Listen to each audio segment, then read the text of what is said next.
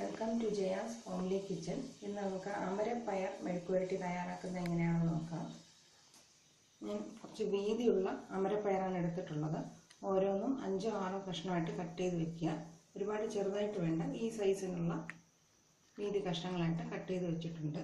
പിന്നെ വേണ്ടത് 6-7 അല്ലി ചെറിയ ഉള്ളി, 3 അല്ലി വെളുത്തുള്ളി, 3/4 ടീസ്പൂൺ മുളക് പൊടി, ആവശ്യത്തിന് ഉപ്പ്, ഒരു നുള്ള് മഞ്ഞൾപ്പൊടി, ആവശ്യത്തിന് വെള്ളം, 1 ടീസ്പൂൺ വെളിച്ചെണ്ണ.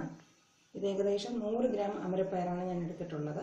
ഇതിനു വേണ്ടി എങ്ങനെ തയ്യാറാക്കാമെന്ന് നോക്കാം.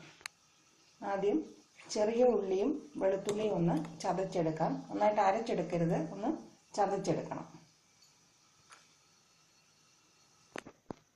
ചെറിയ ഉള്ളിയും വെളുത്തുള്ളിയും ഒന്ന് ചതച്ചെടുത്തിട്ടുണ്ട്. ഇനി നമുക്ക് കറി ഉണ്ടാക്കി തുടങ്ങാം. പാൻ ചൂടാകുമ്പോൾ വെളിച്ചെണ്ണ ഒഴിച്ചു കൊടുക്കണം. ഉള്ളിയും വെളുത്തുള്ളിയും ചേർത്ത് കൊടുക്കുക. ഇത് നന്നായിട്ട് വഴറ്റിയെടുക്കണം. ഞാൻ നോൺ സ്റ്റിക്ക് പാനാണ് ഉപയോഗിക്കുന്നത്, അതുകൊണ്ടാണ് 1 ടീസ്പൂൺ വെളിച്ചെണ്ണ ഉപയോഗിക്കുന്നത്. കൂടുതൽ ആവശ്യമുള്ളവർക്ക് അധികമായിട്ട് ഉപയോഗിക്കാം.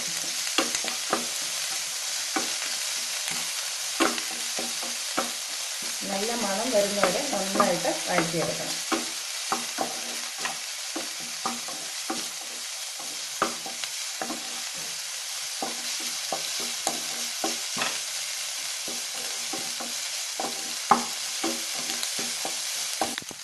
ഉള്ളി മൂത്ത് ചെറിയ മണം വന്നു തുടങ്ങുമ്പോൾ ഉപ്പും മഞ്ഞൾപ്പൊടിയും മുളക് പൊടിയും ചേർത്ത് 1/2 മിനിറ്റ് നന്നായിട്ട് യോജിപ്പിക്കണം.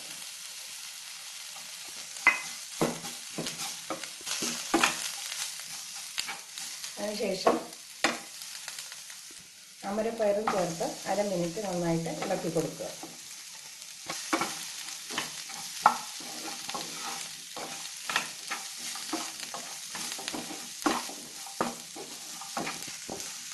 ഇത് വേകാൻ ആവശ്യമുള്ള വെള്ളം ഒഴിച്ച് അടച്ചു വെച്ച് 5-6 മിനിറ്റ് മീഡിയം ഫ്ലെയിമിൽ വേവിച്ചെടുക്കണം.